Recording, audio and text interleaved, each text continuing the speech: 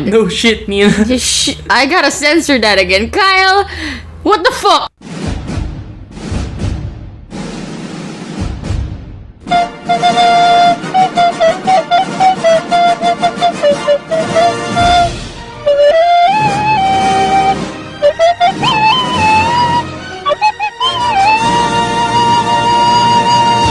Hello everyone, welcome to another episode of Debatable with your hosts Nina and Kyle. I'm Kyle. I'm Nina. For this episode, it's gonna be a special one because we're celebrating the fact that we've been here for 3 months. Yeah, we've been doing this podcast for 3 months now, and we've just been so overwhelmed with all your support and all the love this podcast has been receiving from debaters and non-debaters alike. So today we've been kind of drinking, and for our special episode, we sort of wanted to prep in this intoxicated state because we're kind of good at it, for one. But more importantly, we've been gathering very special motions that we've either made up out of the blue or strange motions that we've encountered in multiple tournaments in the past. Yes. But we also noticed that in this podcast, we haven't spent a lot of episodes prepping stuff. Yeah, and we've been getting requests for it. And we realized a lot of people just like listening to Kyle and I ramble. And what is the best time to ramble? It's drinking time. Yes. So for today, we're going to turn our case drinking sessions into like a drinking game. Mm-hmm. So basically, we're going to drink every time we talk about a new motion. And we're also going to drink every time we make a new argument. Really? Every argument?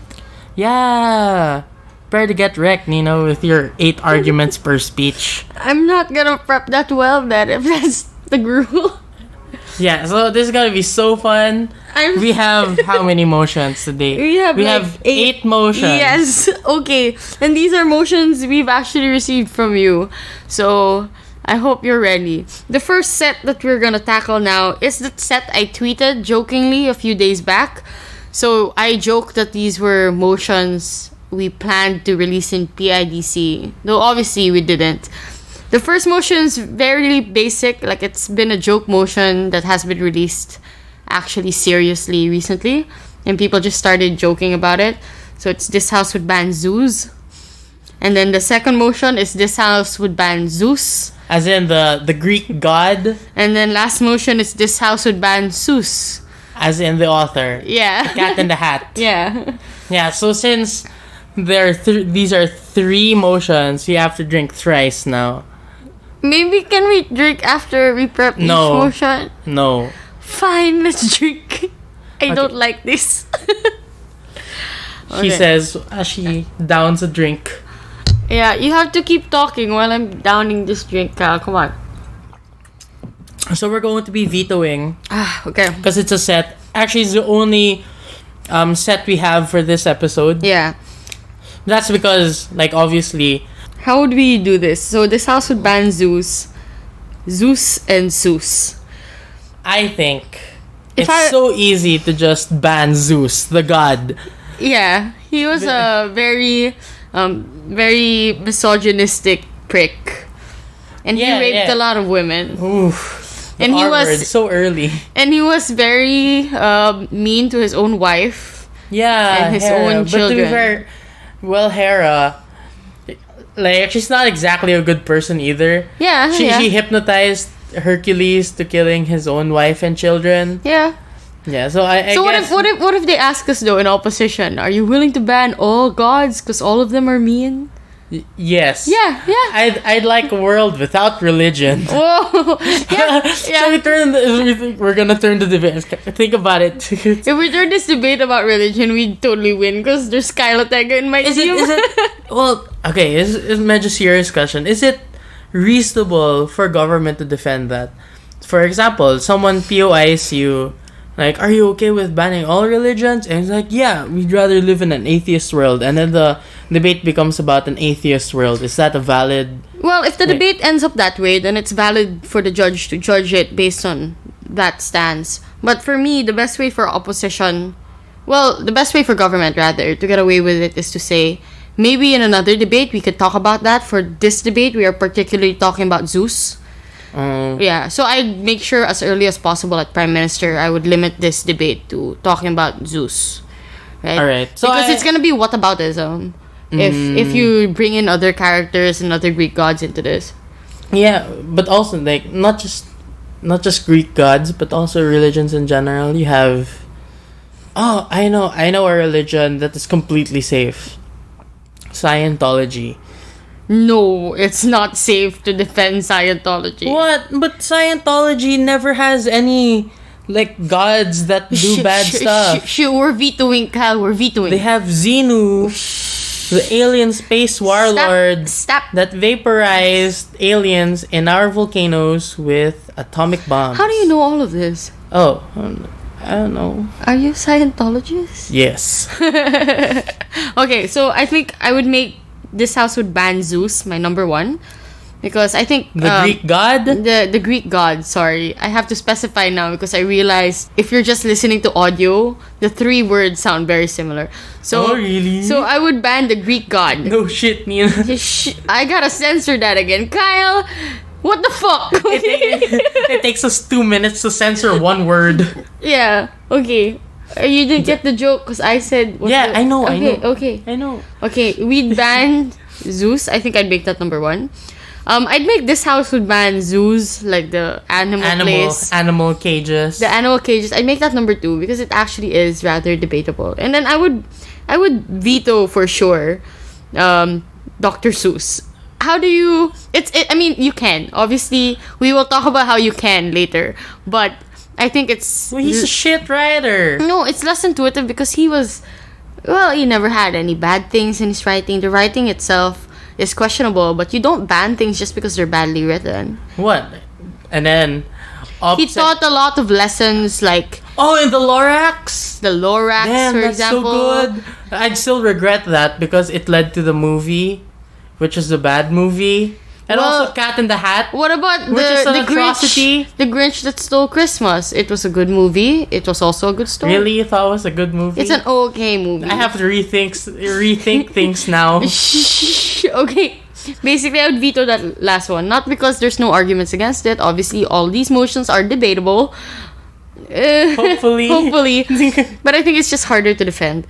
If I was in opposition, I'd reverse everything. So if it was a perfect veto, everyone would be debating about The animal cages. yeah, which is kind of boring because we've seen this motion done so many times. When I taught in Korea a few days back, Welcome thank you. I had to teach this motion actually to a bunch of middle schoolers. So it is debatable. It's a very classic motion. Teach it to me, Nina. The zoos thing. Okay, Zoos. so let's prep that first. Alright, let's prep it first. But first, a drink. Cheers. Cheers. Okay. So how would you define zoos? Places where people go to watch animals. How is that different from a safari?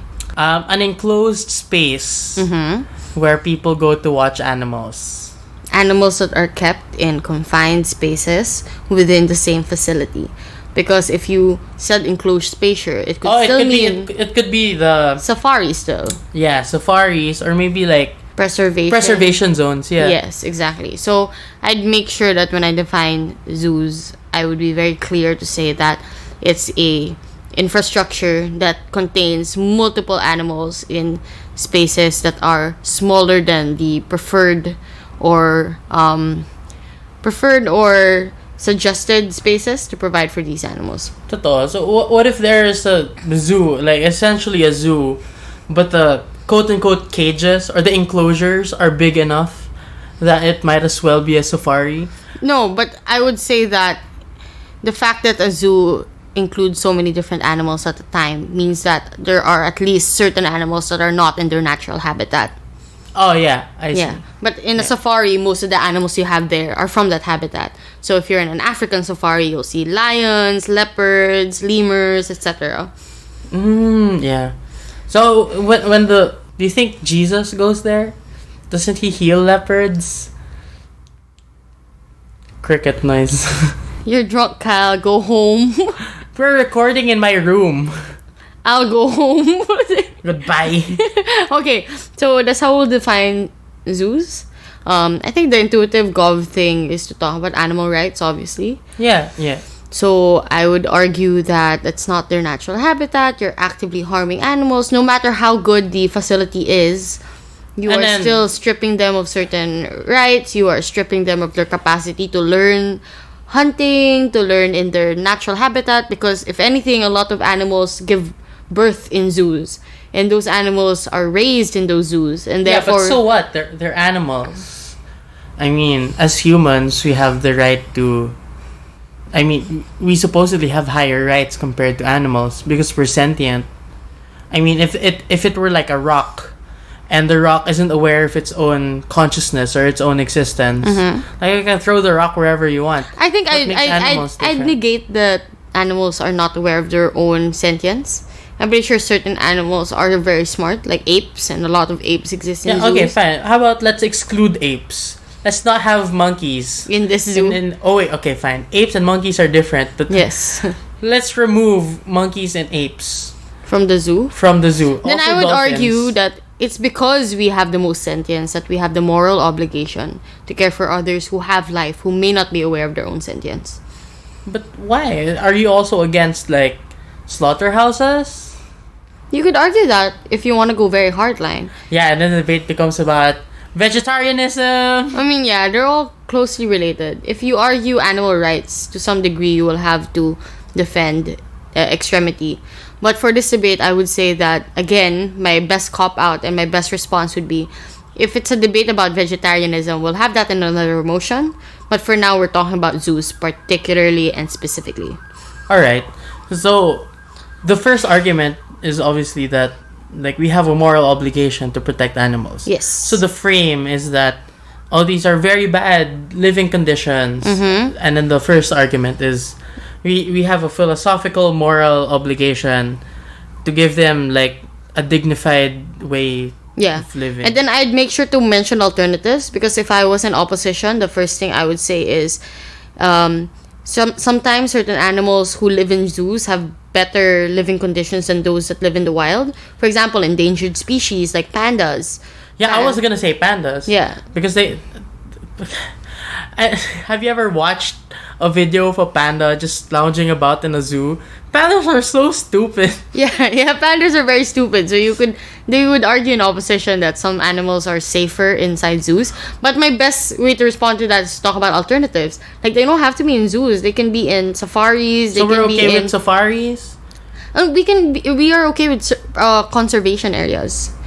As long as they're not primarily there for the entertainment of people, which I think best transitions to the second argument when I talk about why it's immoral to use animals as a form of entertainment in a means that hurts them.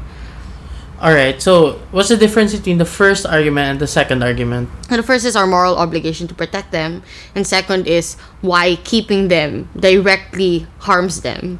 So the first one is like protection is important. The second one is Not not entertainment.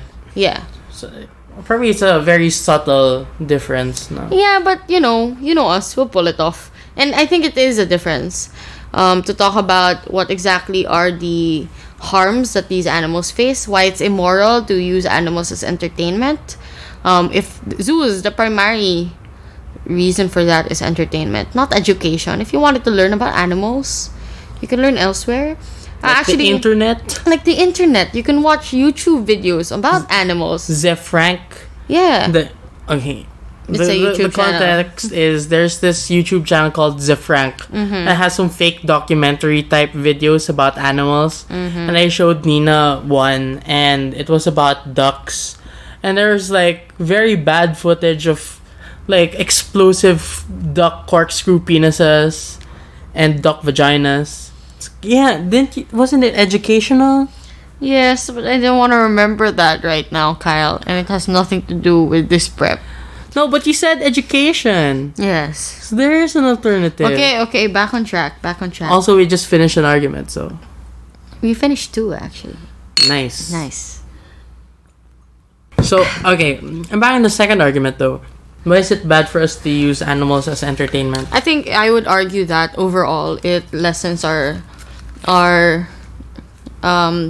intolerance for injustices. Like, because we're willing to cage animals and watch them suffer, then we'd be more willing to disregard their lives as well. We're more likely to look down on animals as less important than us. It normalizes the idea that it's justified for us to treat others as less if it creates some superficial benefit to us, such as entertainment. Well, but we have lots of entertainers. But that doesn't mean that we respect them any less. Yes, but do we respect animals? Yeah, but I don't think it's a good parallel.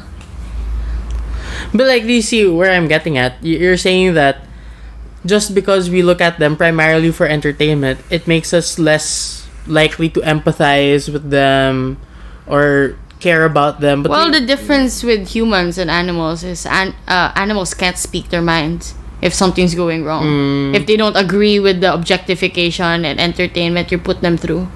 Like certain animals. Also, I think I think the argument also works for human entertainers, because looking at them primarily as entertainers instead of like people who happen to entertain you is the reason why there are so many times where we disregard their rights. For example, privacy, like paparazzi, things like that. So I think we don't necessarily have to say that they're different. So first you say, oh, they're different, and then you say, okay, fine. Even if we let the parallel, like even if we admit the parallel to be correct, like the argument still applies because even for humans. Yeah. I think an important argument as well to have, and as a third argument, is how zoos are overall unnecessary. Like, why do we have them? Do we need to have zoos? I think the standard for example, banning something is, one, there are alternatives that exist, but secondly, that they're harmful. We've already proved that they're harmful. But the alternatives, we can just name so many other alternatives to get the same benefits as animals, like cat videos online, or YouTube, or safaris, or preservation areas. So if opposition argues protection, then we counter with preservation. If they argue education, then we counter with YouTube and other means of learning about animals that don't necessarily have to put them in cages. Okay, it's an argument. Yeah. I think it's more of a preemption, but fine. Preemptions can take the form of arguments. They want to do up. Yeah, I guess it's just really the reverse. So talk about the inherent value of zoos. I think the main difference of zoos compared to, for example, safaris and preservation areas is its accessibility. Like, not everyone can afford to go to an entire trip to Africa just to experience the lions. Or what? It sounds so bad when you say, let's experience the lions. Yeah, experience seeing the lions. Or it's still different to watch a video compared to seeing them live, because, for example, there are certain things you can only see and learn when you are in the presence of of animals. For example, scale. You watch so many videos of elephants, but it's only when you really see an elephant in real life that you realize, like, what they are, how big they are, how, like, magnificent they may be, right? Yeah. So I would say that there's a unique value that's provided by zoos. And then if they argue bad living conditions, then obviously I would say that's not an argument against zoos. It's just implementation. Yeah, and we can create policies in opposition that better the lives of animals. I also have a joke rebuttal. Because what if someone says, you don't even learn anything from zoos? It's like, yeah, of course we do. We learn how lions look like when they're depressed. You don't get that in the wild. You don't get that in the wild. Yeah, or for example, you see how they sleep, because pretty sure all the videos online are about them hunting, great, about them mating, but you never see them in a normal everyday setting where they're just lying down on the pavement. Very, very sad. Like, no, okay, but seriously though, I talk about the educational value of zoos. I'd also talk about how the harms are not inherent to zoos and just its implementation. And I would obviously have a moral argument as well against the moral obligation thing. Yes. And to say that, given that we're the most sentient of beings, we should have the right to do what we can within the confines of what's acceptable by the law. Right? So as long as we're not murdering them or harming them, then it should be acceptable that we manage to use them to benefit us one way or another. Yeah, and even if we're talking about, like, more sentient animals, I think the argument still applies. Like, as humans, and we have more smarts, we have bigger brains. Yeah. Like, I would still say that we, just by that fact, we have the right to sort of like expand our own horizons. Because, like, I would say actually that as humans, our first responsibility and obligation is for the betterment of our own species. Yep. That sounds so racist. Yeah, it does. But there's a sounds way so to do it racist. with finesse, and you just gotta hope that government doesn't make the parallel with that and Okay, racism. we're done with that. No, I have one last argument. It's also very important about zoos. I thought of this while I was trying to teach this to the kids. The fact that it raises awareness for these animals. For example, I'm more likely to donate and to care about their causes if I've seen them in person compared to just learning about them. Because seeing them, for some reason, biologically, we form a sort of attachment to animals that we've specifically encountered. Like, we're more likely to care about them, more likely to fight for more preservation for them, donate to causes that cater to them, etc. The World Wildlife Foundation. Yeah, I wouldn't say this is a primary benefit, but it's more like an extension benefit that exists if you have zoos readily accessible, especially to people that are younger. Yep, that's an argument. Okay, we're done with this motion. Next motion. Zoos. Zeus, Zeus. the Greek god. Okay, for Gov, just gotta say, like, he's a bad person. Yeah. He's a bad god. That's it. That's basically the entire thing. And then you just create separate arguments for why he's bad. So he's a misogynist, he's a bad father, he's a rapist. My favorite story of Zeus is when he turned into a big swan and raped a woman. I forgot the name of the girl, but I just know that. Too. But he turned into a swan to rape a girl, and so that Hera wouldn't find out. Yeah, But Hera but, did like, find out. So, like, what is the frame here? Like, when do we, like, what is the world that we live in now that makes us want to ban Zeus? I don't think that this motion is actually very relevant. I would say it is, because the other day we just had like really bad thunderstorms and I was so scared. Freaking Zeus. Yeah. Also, Zeus was so negligent in Percy Jackson, he lost his lightning bolt. No, I'm serious. I mean, since we're talking about fiction anyway, like, I would say that like Zeus is so negligent so many different times. Mm-hmm. But what does it mean to ban Zeus anyway? What To does it stop mean? glorifying him, to stop printing about him, to stop making him relevant. I'll also say, stop going here, man. Yeah. Stop. Maybe Stop. if he really existed, assuming he existed, we'd ban him from ever performing any of his duties as a god. But given that he's fiction, I would say the most we can do is ban his proliferation and relevance as a cultural figure. Yeah. Well, I mean, for obviously, you have to talk about like his importance to Certain contemporary culture. Yeah. For example, like he's integral to the culture that started philosophy. Mm-hmm. So, for example, in fact, it was because people got so tired of talking about Zeus that the first philosopher said, let's look at natural explanations for why the world works. Yeah. But that's more of a regrets motion, isn't it? Because you're looking back at what Zeus was able to contribute. But So we're we're not gonna negating his contributions. We're talking about banning him now. All right. Let's think about like a parallelism that we can use right now. What if like we can compare this to a motion about banning literary pieces that glorify Marcos? Yeah. It's the same because you... And the difference is we already know that Marcos has caused more harm than good. Mm-hmm. But how about for Zeus? Like, can we say that he has done more harm than good? Like, I would say people still see him more as a good figure than a bad one.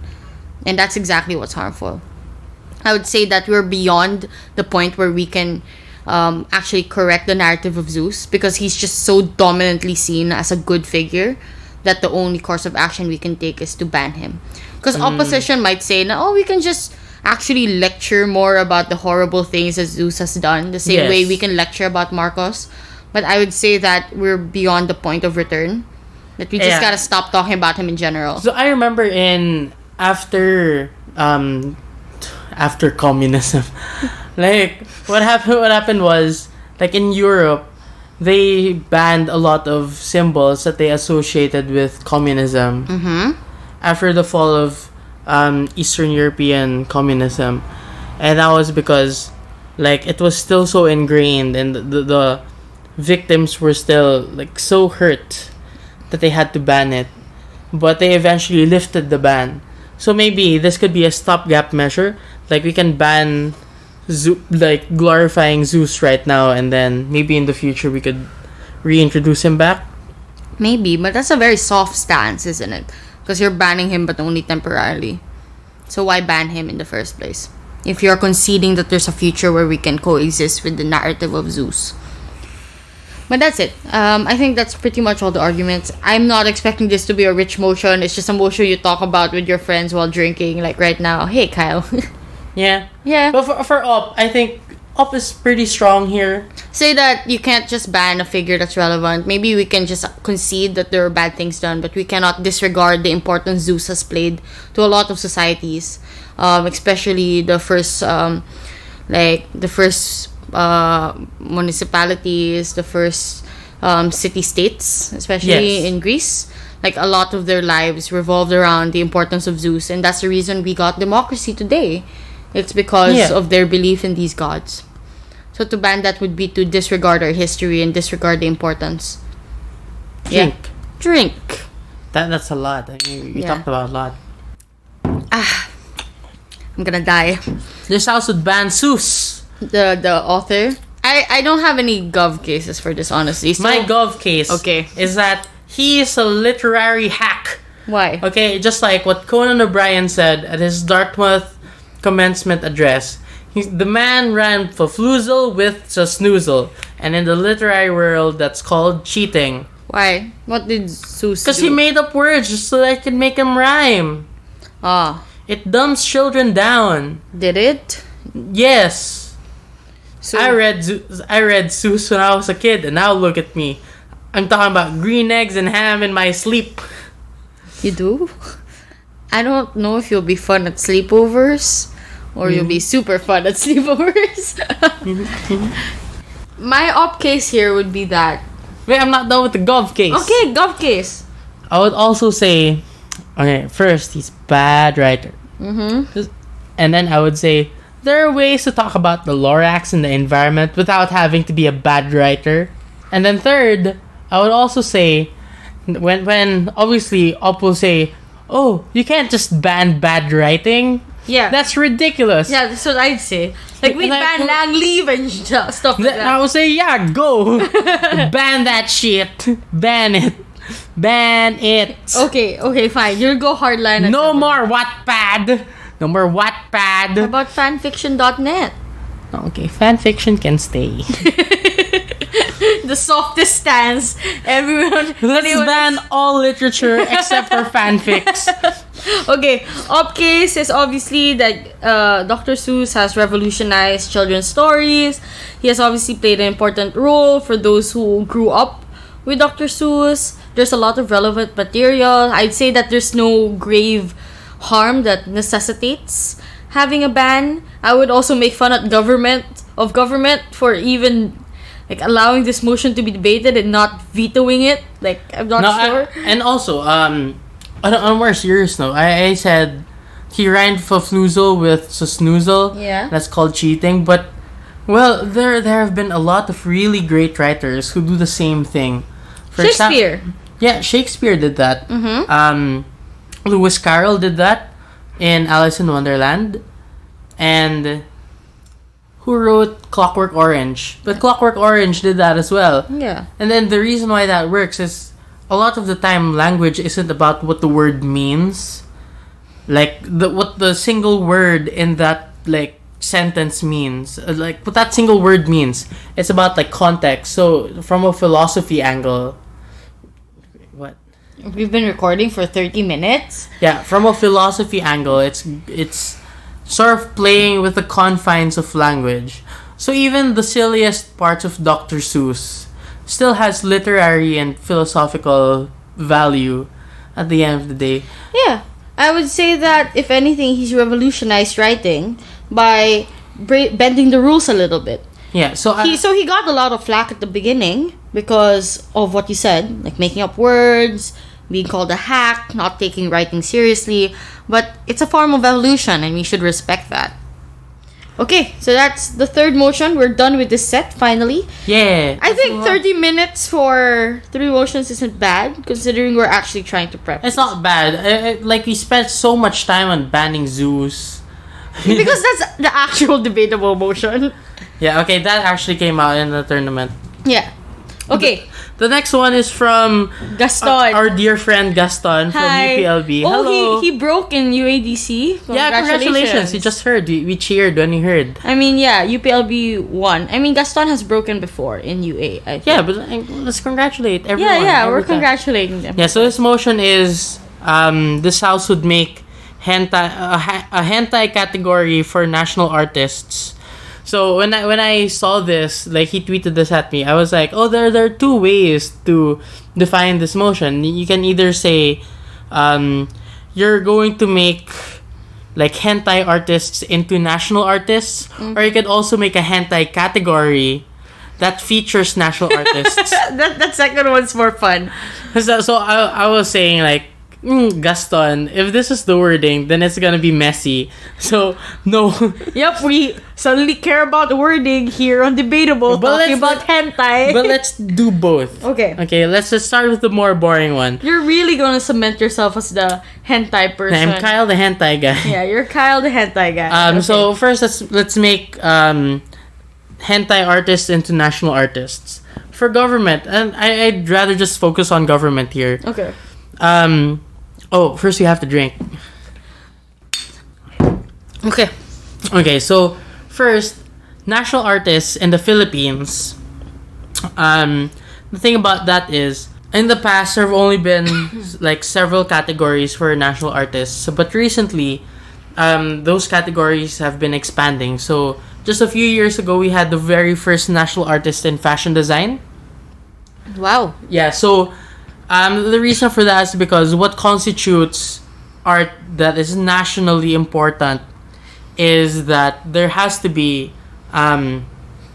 it's malleable. Its value is malleable. Okay. So it's valuable for different people at different points in time. Mm-hmm. But the reason why I have a national artist for fashion design, and it's not like a yearly thing, or it's not often that you get one. You've only had one. Mm-hmm. It's because like you have this category which is sort of a catch-all for all of the other like semi-categories. Okay.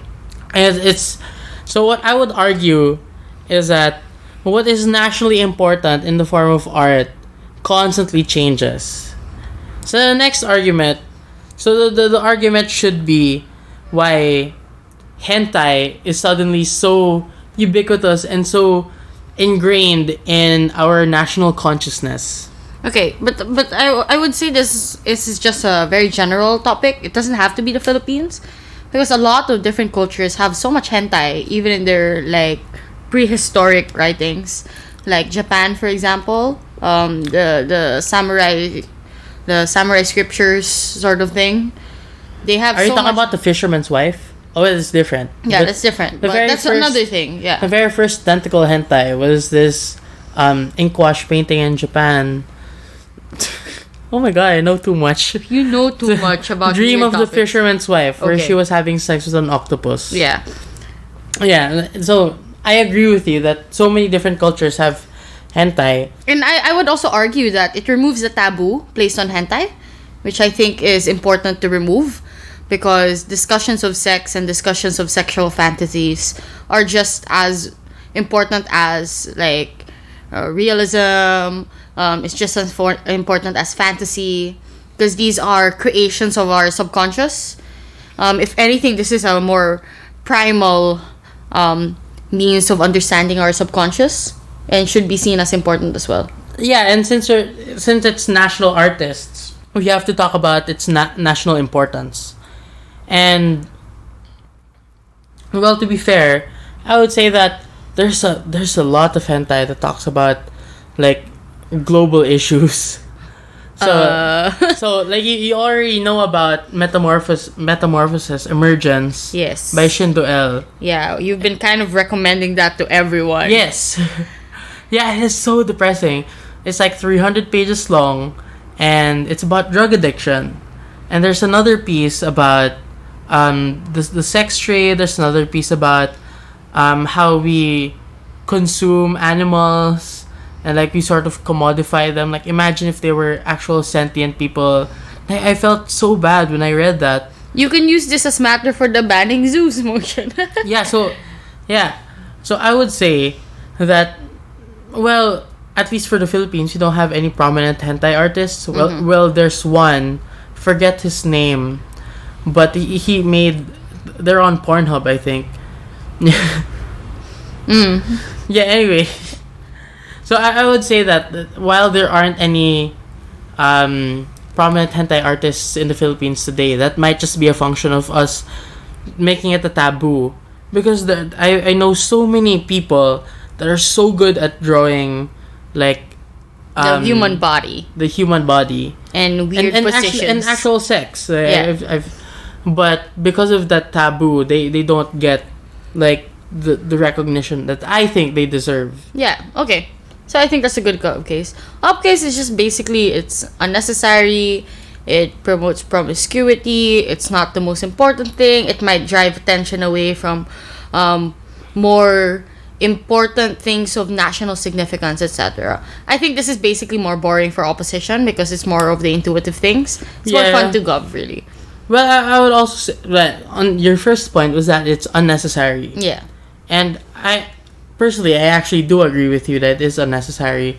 Because if you're talking about, for instance, you like make hentai, like it's a doujinshi, it's self-published, that could be considered part of literature. Mm-hmm. Since you already like sort of treat graphic novels as part of literature, you already treat these art house sort of raunchy types of movies as just part of cinematography.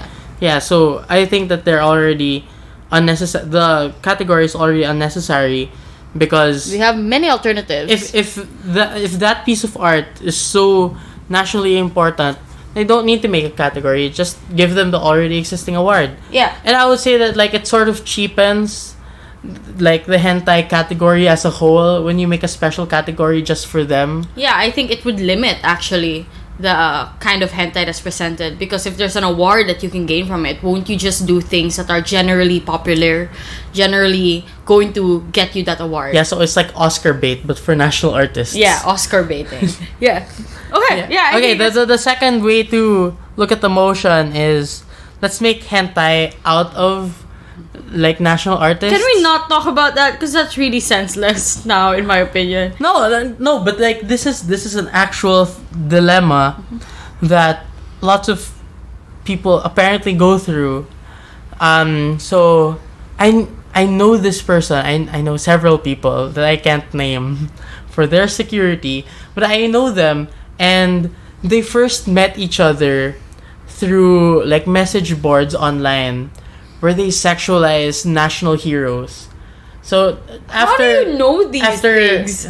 After General Luna, there was this huge like fangirl craze over like Bonifacio, Mabini, etc.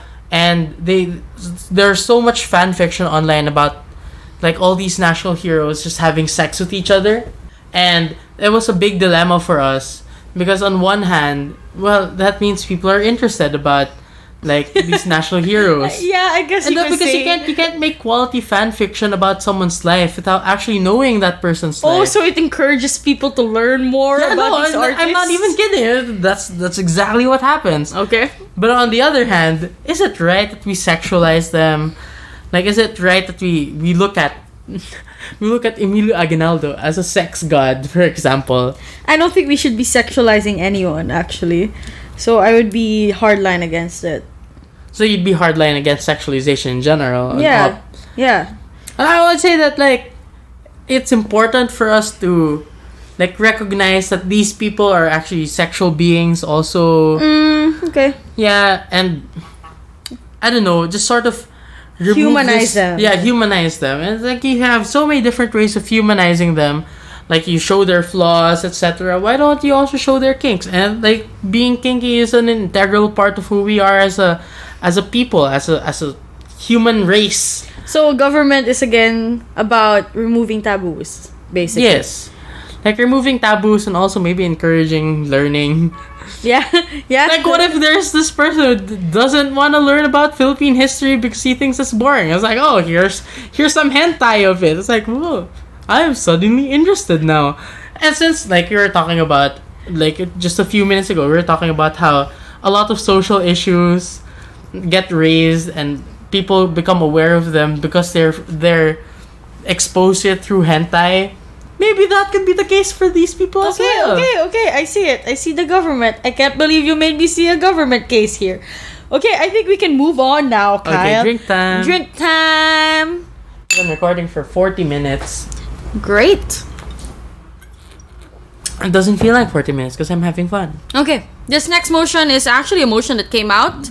Yeah, I wasn't in the debate community yet, but Kyle. I was. Yeah. So in 2010 or 2011, there was an IDEA tournament, and the quarters was about legalizing bestiality, and the parenthetical was that the motion is actually this house would fuck a bear.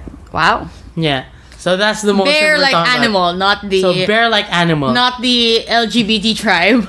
So just like the past motion, the previous motion, we're gonna look at it as bestiality and also having sex with a large bear, hairy, mammal, gay person. No, I don't think there's any op against the LGBT tribe really. Oh really? Okay, great. So we'll just talk As about a bear. As a bear, that feels great. Let's just talk about the bestiality aspect. So obviously, in opposition, I think it's easier because I think the primary thing that drives or should drive sex is consent, and you can't really get consent from a bear, can you? Maybe in assuming the technology exists, this house would fuck a bear. Wait a minute. With consent. That's another motion. So bears cannot consent at all. Like the animal bear cannot consent at all. Yes. Can it make any other rational decision? Nope. It's not sentient? It's sentient to a degree. Where are you going with this? How is it different from having sex with a sex toy? Because a sex toy doesn't consent. But it's because it literally cannot consent. But it's not sentient enough when you to fuck consent a bear, at all. you're harming a living being. Alright, fine. Right? Fine. Let's So not harm. Are you saying that things. vibrators are oppressed? I don't know, man. Have you never watched Toy Story before? Oh my god. That just opens up a new debate altogether. Toy Story 5, everyone. Andy's in college. Stop. Andy's in college. Okay, stop. Okay. I don't know how to run this motion and I can't believe it actually came out. How do you defend bestiality? Yeah. No, I would still say that like we're sentient, you're not. We can do anything that you want with you because it's our right. Like that sounds like a Meninist argument right there. We have the right to do it. We're higher than you on the food chain, etc. We think you don't like, and you would even say like, okay, fine. Even if bears can feel pain, they don't have the mental capacity to process that pain into anything meaningful. Okay. So their lives are devoid of meaning, except like in functional ways to the environment, ecology, in ways that they're not even aware of. That's true. So why is it bad for us not to like they don't get meaning from their existence? Why can't we derive meaning from their existence? Wow, that's deep philo right there. Yeah. Okay. Having sex with bears. Philosophy. It's philosophical. Yeah, but my fear is their ability to derive consent though is important, because I could argue in opposition that it becomes a gateway for us to disregard other people or entities that cannot give consent, such as minors, for example. Ooh. this is like the reverse. So I always say let's let gays marry, and it's like, oh, are you gonna say let's have sex with minors too? And but this in this case we're talking about having sex with bears, and it's like, let's have sex with minors. Why does it always end up with people having sex with minors? No, I think the reason why that's the best parallel to always bring up in debates is because it's so repulsive, because we've all been children. We've either had children or we're children. We know someone who's a child. It's more visceral for us to understand how wrong something is if you attach it to a vulnerable entity that everyone has encountered in one point in time. Alright, maybe a difference here is, for Gov at least, is while a child can eventually get consent, which is why it's wrong to take advantage of them while they don't have the ability to give consent yet. Yeah, that's why pedos should just wait until they are in the age of majority. Like, human children will grow up to be people who can give or not give consent. But bears, they're gonna die without ever having the ability to get consent anyway. That's true. So I'm not sure though if that's a gov case or an op case, but it's an interesting thought to have. No, but I would say, like, there is actually no harm here. Because even if you just leave it alone, it won't be able to give or not give consent anyway. That's true. Okay, just to clarify, I do not personally believe that we should have sex with animals or bears or whatever. I don't think you need to make that disclaimer, but I'm kind of happy that you did anyway. Yeah, because I feel like I made a convincing point there. Okay, yeah, don't have sex with bears is our point here. So we're done with the fifth motion. Congratulations, Kyle. Next motion is actually a motion that came out again. You weren't in the debate community yet. I was. Yeah, I've only been here. I've been so old. Yeah, I've only been here like half the time you've been here, Kyle. No, you've been here like 6 years. Okay, fine. Half and a year. So yeah, you were here for 6 years. I've been here for like a decade. Yeah. Wow, that sounds so bad when you put it that way. Yeah, so the motion came from ASDC 2012 in Malaysia. The Star ASDC. This house would free all Pokemon.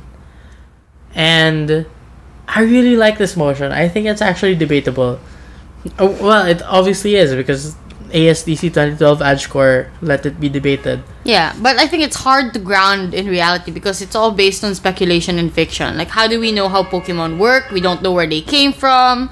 We don't know their level of sentience. At least we know, like, a lot of them are sentient, like Pikachu, Squirtle with his Squirtle gang, etc. Alright, so for me, there are 3 sources of information that you can get matter from in this motion. First is the games.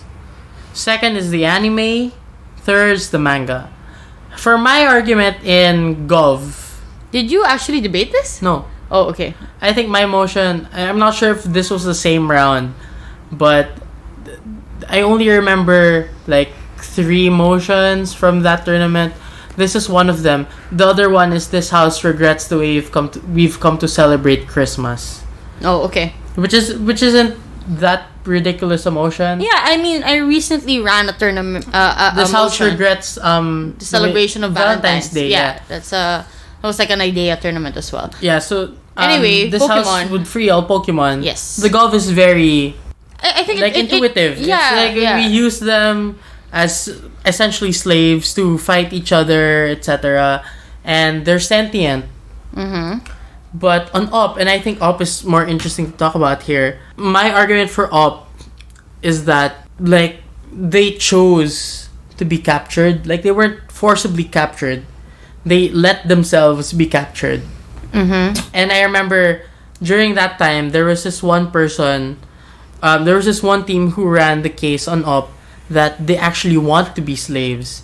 And I would go so far as to say that they want to be slaves, and all Pokemon wanted to be slaves, but I wouldn't say slaves, maybe pets that we fight with. Yeah. I think their purpose would be to fight, and they don't do it to murder each other. If anything, they just faint, right? Yeah, they faint. Yeah, they fainted. Yeah, like in games. And then all of a sudden you black out, and then you lose money. Like, you wake up and you lost money in the games. Yeah, but I think this just proves that if their purpose and they find joy as Pokemon in fighting, then we Oh, should yeah. respect it and actually encourage it by being their Pokemon masters. Yeah, but my argument comes from the anime actually, because in the earlier parts of the Pokemon anime, when Ash met Squirtle, he was in the Squirtle gang, and like he had to prove basically that he was worthy before Squirtle let him catch him the Pokeball. And a more telling example is Bulbasaur, because Bulbasaur refused to be captured. Like this, the entire time he refused to be captured until such time when, like, he found Ash to be worthy of his respect. Mm-hmm. So I would say that it's not forcibly capturing them and turning them into like battle machines. Are you okay, Kyle? You're really I'm drunk. hiccuping. Yeah. Yeah, so they're not being forcibly captured, right? They actually decide for themselves to be captured. So I guess the gov here would be to, we don't need to free all Pokemon, just those that refuse to be used for battle. Yeah. And I will also say, like, what's the difference between this and farming? Cockfighting. No, because cockfighting, the cocks aren't sentient, but Okay. Pokemon are sentient. Okay. What's the difference between this and two normal sentient people entering into a contract, where the contract stipulates that for this amount of time until this person reaches the Elite Four, this person will like fight for them or whatever, like sports I was thinking more of contracts. sports. Yeah, like, I said there's sports. there's a company that owns the boxers, for example. Yeah, I was gonna say like sports boxers. Like you Yeah. enter into a contract. Yeah, you have a master, quote unquote. It's your company, and then you fight each other. But you consent to fighting. If anything, you find enjoyment in it. And the Pokemon also get glory in the end anyway. Oh, also, if they don't want to fight, they don't have to fight. Because in the anime also, when Ash gets his Charizard and Charizard didn't want to obey Ash, Yeah, he just slept. he just freaking like slept around. It was like, but everyone else is like, oh, whatever, man. He slept, not slept around, Kyle. Okay, slept around the place. Okay. That doesn't make it any better. You can still sleep around the place. Yeah, so Meaning, anyway, you know. I think I have a solid up case. Yes. But most people were like, yeah, we should free all Pokemon. I think Didn't you that- ever play that PETA game, like Pokemon, like Black and Blue? Have you played that? Pokemon Black and Blue? It's a PETA game? There's a PETA Yeah, game? the people for the ethical treatment of animals released a game that's based on Pokemon, where basically the Pokemon rise up and beat up their trainers. Oh, that's cool. Yeah, it's cool. Okay, I think In we're any done case, with I think this we're motion. done with this motion. Yeah. Cheers, Kyle Atego. Cheers for the last two motions. Last two motions. This next tournament... This next tournament. This next motion, I actually encountered in a tournament. My first ever PSDC 2013. This motion was, in the case of a zombie apocalypse, this house would adopt the stand your ground policy. What is the stand your I was ground? also in that tournament. Yeah. Like you won Analano. You were in the finals of that I was one. in the finals of that one. Yes. So, Oh yeah, that was my peak. The high school peak. I didn't know you yet. For me, everyone was just scary. that was a solid 5 months before we first met. Yeah. Yeah. Oh no, it was a solid half a year before we first met. Yeah. Okay. So this motion, what's the stand your ground policy? So the Karateka? standard ground policy is basically like if you feel like your personal security is at risk, you can take up arms against the threat. So this was controversial in the United States because a lot of predominantly white neighborhoods felt threatened by black people who were just there, and then they ended up killing the black people. Mm-hmm. Yeah, so but in this case, the motion is about a zombie apocalypse. Yeah. And did you gov this? I think I got this. I was opening opposition. The funny thing about this motion was that the funny thing about my round was that I was opening opposition, and while I was speaking, my closing opposition raised POIs at me.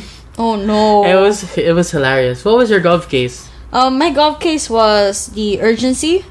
Obviously, like at that point in time, at the start of a zombie apocalypse, there are now two classes of people. Those that we are unsure of, aka the zombies. We are not sure of their rights. We're not sure of their motives. We're not sure of their intentions or actions. And humans. And I argued that we have we should prioritize our protection, especially when, in most instances, zombies actively attack you.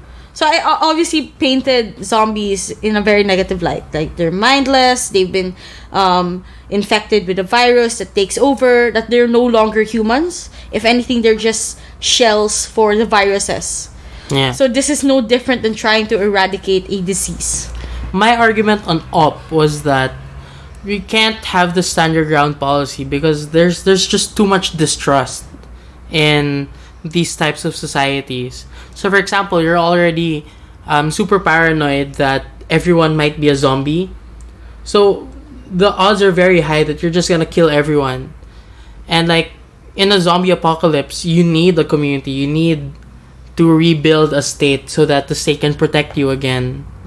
Yeah. But if you sow more distrust with the stand your ground policy, you're not only making people distrust zombies, you're also making people distrust each other. And it's more likely that people are going to assume that another person is a zombie just because that person is unknown to the shooter, for example. So it creates a lot of distrust and it makes society as a whole even more unstable. I remember my opposition also running the same thing, like the act of distrust, like the chaotic society, etc. But my argument in government is we'd rather have that than a society that actively gives zombies second chances and maybe eradicate in the future. So it's a short-term versus long-term thing. Obviously, your argument in opposition is long-term. You'd want to see them as, like, give them benefit of the doubt, ensure that we protect each other. We're weaker when we don't trust anybody. We're Yeah. more willing to make killing each other the first resort rather than the last resort. Yeah. But I argue that it's the survival of the fittest. And obviously, in all instances, civilians will be harmed. Because if they are not harmed by the shooter or the human, they're going to be harmed by a fellow zombie. So I'd rather take my chances. Remember I said my closing opposition raised the POI at my speech. And it turns out my closing opposition ended up talking about why zombies have human rights. That's an interesting angle. Which is an interesting angle, and it's a direct response to your case. Because your case is like, we're not sure of them. We're not sure that the zombies are human, what their rights are. So, if I were to run it, I would say, because we're unsure, we have to err on the side of give them rights. Because they might be cured. Like, would you kill like someone inflicted with Ebola so that like the disease won't spread? No. Or that's another debatable topic. So I don't think that's the best example. No, I don't think it's debatable. Like, Okay, not Ebola, but like assuming it was a dangerous disease that could spread. There is a debate. Like, if there was patient 0, would you kill that patient 0 if it meant protecting more people? It's like a trolley problem. Right? Or the Omelas motion. The Omelas motion. That's probably a prep time for another episode. That's not a weird motion, so that's not going to be in this case drinking, Kyle. So yeah, I think those are the prominent cases that you can see for the zombie apocalypse motion. I had a lot of fun debating this. I remember. Oh, but I remember that I thought of a silver bullet type thing. Yes. Like a very strong gov case. I wouldn't stop at saying there are zombies everywhere, etc. I'd also preempt my op case by saying it's not just like that there are zombies everywhere. There's also like no more government. There's no more police because it's a zombie apocalypse. Yeah. Yan. It's very fitting that there are sirens playing at the back while we're talking about zombie apocalypse. Yeah. So, Okay. in a world with a zombie apocalypse, you would never hear these sirens because there are no more policemen. There's no more government. you have nobody to trust. And you need to Except stand your yourself. ground. Like, the only people who can enforce the policy are people who are super snug and cozy in their little apocalypse-proof bunkers. The But rich. the rich. Exactly. But Oh like, my god, there's a social class debate in this. oh yeah, because like if because you were talking about it's survival of the fittest. No, it's survival of the richest because they're the ones who have access to Arms and all the stuff. firearms. That's true. Oh, that's Yeah. an interesting angle. Yeah. I didn't think of that until What other just now. angles can we discuss? Is there a religion angle? Ah, in sync. Okay. We're in sync. Okay. I think we're done with that. We're, Okay. we're gonna go on to the last motion. Wait, we gotta drink. We Yeah, gotta drink. We gotta drink. Oh, that was loud. Oh my god, you're downing it. I'm not even halfway done with my drink. Okay, The last one came from our good friend Venti. Venti, the person who dropped us, and the person who reason we dropped us. started drinking Yeah. like this in the first place. Yeah. It's this house would enforce nudity. I don't know what that means at all. Okay, I think it's like a free the nipple on the extreme. it's a government policy that says you have to be nude all the time. yeah. Except, for example, when you're having sex. That's when you get dressed. You have to dress up for sex or taking a shower. Yeah, that's the kind of world we live in now. Let's Everything's enforce nudity. No, I think the best government case here would be like it's just an extension of free the nipple, where the goal is to normalize the human body. Yeah, but in Free the Nipple, the state doesn't go like, you have to show your nipples, women. Yeah, but I would also say it's a way to dismantle fast fashion. It's a way to dismantle like capitalist systems that Your take Honor, advantage. that's a reach. It's a way to take dismantle systems that try to tell us that we have to wear particular codes in particular way. Like, wouldn't it be simpler if no one wore clothes at all? Like, we wouldn't be able to identify who's rich and who's poor based on their clothes because everyone's naked. Oh, I know the frame here now. The frame here is that, like, we only started having clothes in the past because we're so vulnerable to the elements. What do you mean? No, like when the human race was just like cavemen or whatever, they were so vulnerable to the elements. Like they freeze to death, they die from like heat stroke or whatnot. Mm-hmm. That's why they needed clothes to insulate them from the weather, the elements. But right now we live in a society that essentially protects us from all these dangers anyway. No, we have global warming. Yeah, but you have sun, you have SPF lotion. We have shelter. We have shelter. Yeah, see? You just repeated what I said. No, I'm repeating what you said because I agree with you. Okay. Are you mansplaining my own argument to me, Kyle? Am I mansplaining your own argument to you, Nina? Okay. So if that's the gov, I think. Yeah. Okay. You So I still would have a say- gov. You still have gov. Yeah, so I would say in the past we make clothes for this reason. We no longer have any reason to keep wearing clothes today. Okay, I think we're forgetting an important element of this motion: the fact that it's a policy. How are we gonna enforce nudity, Kyle? Yeah, I would ban clothes. This house I would would ban clothes. This is just a fancy wording for this house would ban clothes. Yeah. This house would ban clothes. Yeah, that's basically what it meant. Opposition is obviously the choice. The fact that I would say that it disproportionately harms women more than men. There's a feminist angle to this. Oh yeah, I agree. Yeah, Yeah. because if you make men not wear clothes, that's already half of status quo. Because, Yeah, that's true. Like men go around wearing no shirt or whatever, and then you're like, oh, that's gross. But if it were women, we go like, wow, women, yeah. Yeah, they just. Because we live in a very patriarchal society. So it disproportionately harms women. I'd say that it puts a lot of industries out of work. I would also say that it's very unnecessary for the state to do this. Nor does the state have the right, because it's still our choice. I would say maybe the stance of opposition should be that we don't want to enforce nudity, just encourage nudity. no, decriminalize it. if you want to go in the public nude, indecency, because there's a law right now against like public indecency, right? And it discriminates on people who celebrate a nudist culture. There are nudist beaches. I'd say that maybe we can just elevate that by saying we should decriminalize nudity and public indecency. Yeah. But we don't need to enforce it as a government. And the thing about public indecency is that most of the time, shirtless men is not considered publicly indecent, but shirtless women are. Yeah, so the law is in itself discriminatory to women. And I'd say that enforcing nudity is still discriminatory. So if you want to correct that narrative, this is not the way to do it. There's a middle ground that you can do, which is just decriminalizing nudity. So you respect their choices and stuff. Yeah, wow. Thanks, Venti. We actually made some interesting points in this motion. Yeah. I think that motion is. It's not debatable, Kyle. It's not debatable, but it's okay.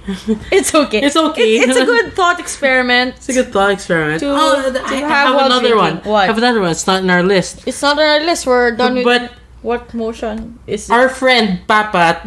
Hi, Papat Papat. from DLSU. Hi, Papat. When we went against Papat in PIDC. We were joking around like let's just make up a stupid motion and let's debate it and make the judge go like, what? Remember? And the motion was this house would legalize postnatal abortion. Murder, basically. It was so hilarious. I was like, it's been in my head ever since. No, there's no way to debate that. It's basically this house would legalize murder. No. Postnatal abortions are basically people who have already been born and you're going to abort them, aka kill them. Yes. Yeah. No, I would say it's okay. Maybe we can like legalize. Kyle, shh. Legalize infanticide. All right, because there's a difference between infanticide and murder. Okay. If it's infanticide, it means that the child has already been born and has been killed within the first few days of its life. Wow. Yeah, so it's technically not legalizing murder. It's legalizing infanticide. Okay, Mr. Technicalities. There's still no gov. There's still no gov. It's basically still murder, but baby murder. Okay? Why? I mean, they won't be able to remember anything anyway. No, that's not true. Why don't we just legalize abortion in all stages of pregnancy? Yeah, even post-pregnancy. That's not how it works, Kyle. Because at this point, if you phrase it that way, you are still a product of post-pregnancy and I can kill you here and now. No, because abortion only works if it is the mother who is aborting her child. Yeah. So only the mother can do it. So you have to call you have to call my mom. You go like, Tita Ange, to kill your child for me. Yeah. What if I help her though? What does that make it? Wala. Or she told me to abort you postnatally. Like, so it's still your mother's orders. Like, Tita Ange called me and was like, Nina, we want to have you as a daughter instead of Kyle. Can you murder Kyle? Which actually happened. Well, not the murder part, but them wanting me as the child more. Thanks, Tita Ange and Tito. But like, how would that work? Is it still abortion? Yes, I would think so. In the same way, like, if you have a doctor who does abortions and the nurse helped, siguro ano siya, accomplice. Yeah. Hindi. No. In our law, in Philippine law, so you have a principal. So you punish principals. Yeah, so you punish principals, accomplices, and accessories to a crime. Okay. So the principal is basically the person who did the crime, the main person who committed the crime. So siya yung that person gets the full sentence. And there are 3 types of principals. Oh no! I don't want to hear more. The first type is a principal by direct participation. So in this case, in the case that you talked about, you're the one who killed me. So you are the principal by direct participation. Okay. The second one is principal by inducement. So in the case that you talked about, if my mother was the one who induced you into killing me, then my mother is also liable for principal by inducement. The third type of principal is principal by indispensable cooperation. And indispensable cooperation is basically like you couldn't have committed the crime without them. So in the case of the abortionist with the nurse, who's the one who's providing all of the stuff, that could be considered like indispensable cooperation. Since if it weren't for her cooperation, the abortion would never have happened. Okay, that makes sense. Yes. Wow, you still remember these things despite being very drunk. I'm proud of you, Kyle. Yeah. I don't know why. Okay. Yeah, that was a lot. This is an absurdly long episode. I think it's a special episode, so it's fine. It was fun. Parting notes though, so we've prepped a lot. This is really how Kyle and I talk when we are intoxicated. And we're not sure if this is going to be an episode you enjoy. You can skip this. Well, if you're already at this point, then that means you literally cannot skip this. Yeah, but if you're not into this type of episodes, it's fine. It's not something we'll do often. It's just something we chose to do because there have been a few requests for it. And when we started case drinking and we'd have people listen to our preps, they seem to have enjoyed it. So this is mostly for those kinds of people. And I think I'm just, I guess, more comfortable now exposing this side of myself to all you viewers because we felt like we owed it to you to be more honest on this podcast, to show you as well that we're just human. We've been receiving so many messages that make us seem like we're gods in debate, but we're not. We're just people who enjoy what we do. We just have a lot of ideas we want to share. And this is one of those episodes where we just had a lot we wanted to talk about, even if they had no relation whatsoever to debate. But I think we did a pretty good job, despite being in this state. I think it's a great episode. I think it was a good episode, despite all that. It was fun. So except for the Ban Zeus one, like the cage, it was too serious for me. Well, we had to start from somewhere, and I think people now have a good idea how much we drank in the span of this hour. Yeah, so we drank 2 soju bottles and 1 bottle of Emperador hot shots. Yeah. Which is a great drink. It's a great drink. Okay, Kyle. Do you have anything to say to your listeners? I have something to say to my listeners. Okay. Is that I never thought that I'd be enjoying making this podcast as much as I am. Aw, that's nice. Yeah, it feels great. Because I really did. I really appreciate how much everyone tells me how much we're helping them. Yeah. Yeah. During PIDC, a lot of people have been approaching both of us, telling us how grateful they are for this series. Yeah, and then one of our fans put our sticker on the back of her phone. Oh, wow. And then she sent me a DM of the photo of her phone, and I almost cried. Oh, because it was so sweet. It was so sweet because we autographed it and everything. Yeah. We told her to be stronger than yesterday. It's all our these mantra. different things. Yeah, so great. Yeah, so thank you so much. We're having fun because you seem to be having fun, and I think that overall this podcast project of ours is a success, and we can't wait to give you more episodes. Perhaps we'll do this on our 30th episode again, because we really do plan on making more. We apologize again that we haven't been uploading as often as we've been wanting to.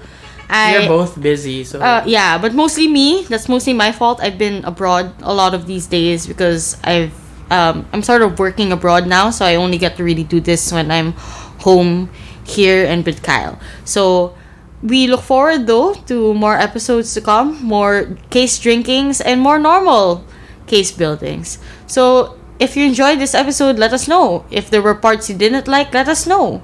If you want us to stop making this podcast, let us know as well. We want to hear everyone's opinions. Yeah, because if you want us to stop making the podcast, let us know so we can take a break. So we can promptly say no. Who are you? Yeah, but basically we are only doing this because people benefit from it. If you aren't benefiting from it, then let us know. If there are better ways for us to do what we want to do, let us know. Because in the end, what we do is for you.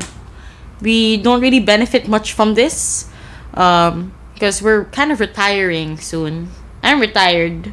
Kyle is... I have been retired for a year. Yeah, and we're doing this out of love. Yeah. So thanks for much... blah, blah, blah, blah. I'm really drunk.